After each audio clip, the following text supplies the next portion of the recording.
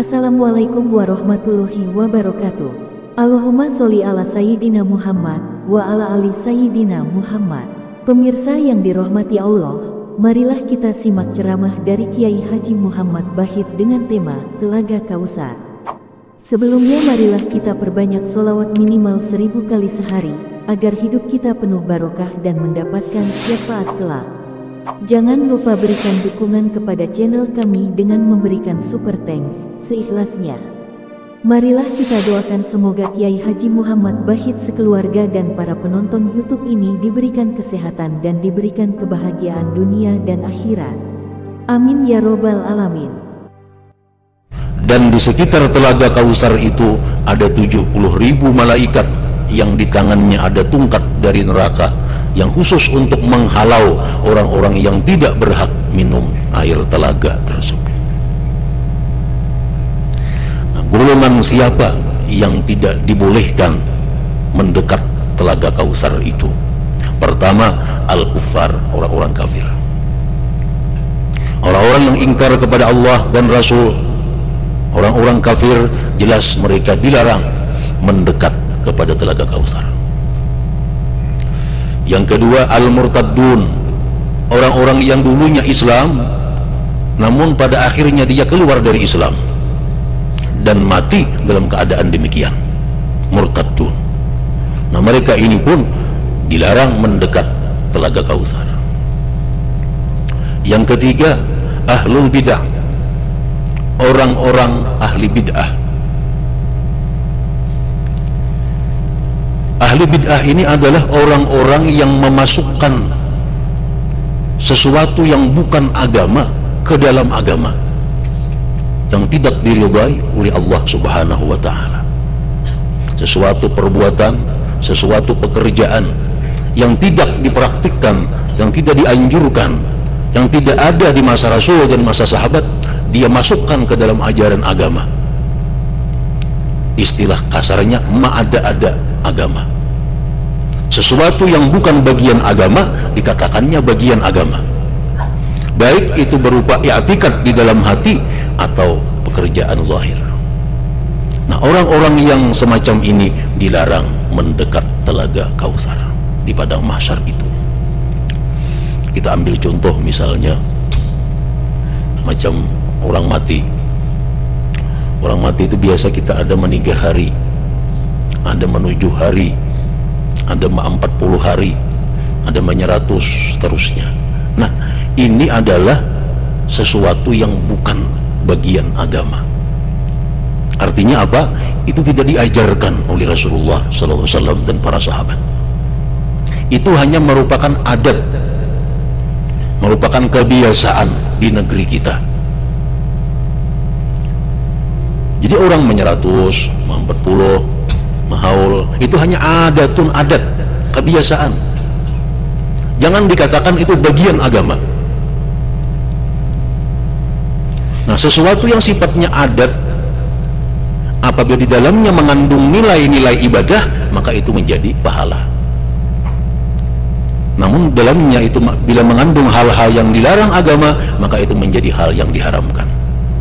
Nah, jadi jangan beranggapan bahwa bila kada 100 asal berdosa, jangan. Bila kada mahauli kuitan asal berdosa, jangan. Karena itu bukan ibadah, itu hanya adat. Tergantung apa isinya adat itu. Kalau isinya kebaikan jadi kebaikan, isinya kejahatan jadi kejahatan. Tidak ada hadis yang menyuruh kita 140 hari atau perkataan para sahabat. Nah, jadi kalau kita mengatakan bahwa sesuatu yang bukan ibadat dikatakan ibadat, nah maka itu adalah tergolong ahlul bidah. Yang keempat, al-mubghidun 'ala Nabi sallallahu alaihi wasallam, orang-orang yang membenci keluarga Rasulullah sallallahu alaihi wasallam. Orang-orang yang marah, kada senang dengan keluarga Rasulullah, dengan zuriat Rasulullah. Rasulullah SAW bersabda, syafaati mubahatun illa liman la yubghiruna wa la yahsuduna ahadun illa zida anil haud yaumal qiyamah bisiyatin min nar. tidaklah membenci akan kami, ujar Rasulullah, dan tidaklah dengki kepada kami keluarga oleh seseorang, melainkan dia akan dihalau, dijauhkan daripada telaga pada hari kiamat dengan tungkat-tungkat dari neraka. Nah, orang-orang yang matinya dalam keadaan hatinya benci kepada keluarga Rasul, maka dia tidak akan dapat tempat di telaga Kautsar untuk meminum airnya. Yang kelima, as-sabbuna ashaban Nabi sallallahu alaihi wasallam, orang-orang yang mencaci maki sahabat Rasulullah. Dia kada senang dengan sahabat Nabi, dia marah kepada sahabat Nabi. Rasulullah SAW bersabda, syafaati mubahatun illa liman sabba ashabi.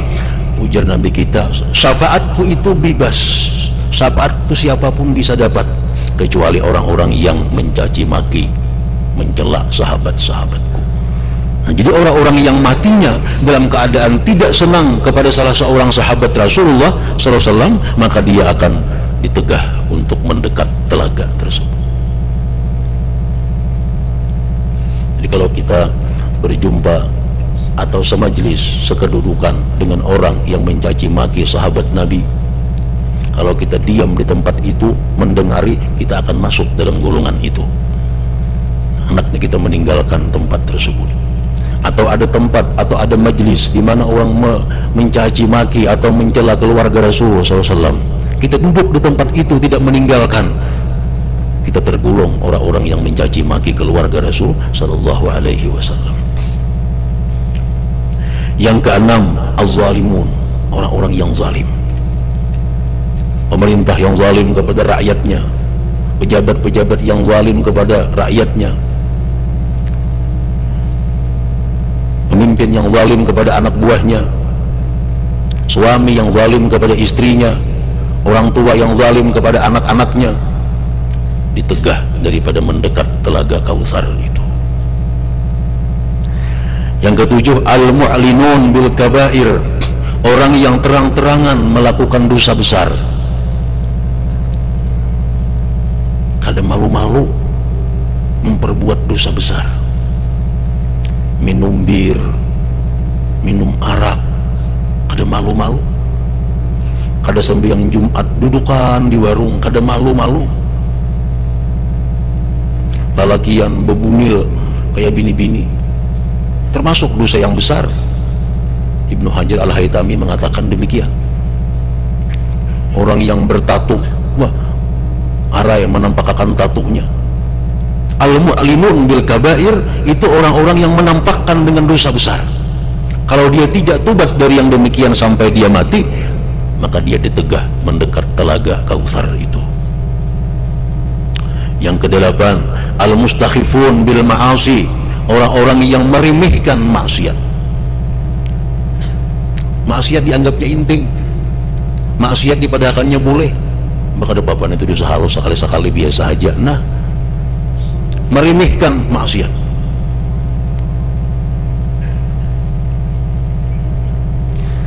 Yang kesembilan, al-mu'inuna 'ala zalimin, orang-orang yang mendukung atas orang-orang yang zalim. Kita mendukung orang-orang yang zalim, siapapun itu orang, kelompok-kelompok yang sudah kita ketahui dengan jelas kezalimannya, kita dukung, termasuk dalam golongan itu, terdinding, tertegah daripada telaga Kautsar. Yang ke-10, al-musaddiqun 'alal umara'il kadzibin, orang yang membenarkan penguasa yang dusta. Ini penguasa ini sudah tahu pendusta, dibenarkannya aja. Demikian disebutkan dalam kitab At-Tazkirah lil Qurtubi tentang golongan-golongan orang-orang yang tidak berhak untuk minum air telaga Kautsar yang berada di padang.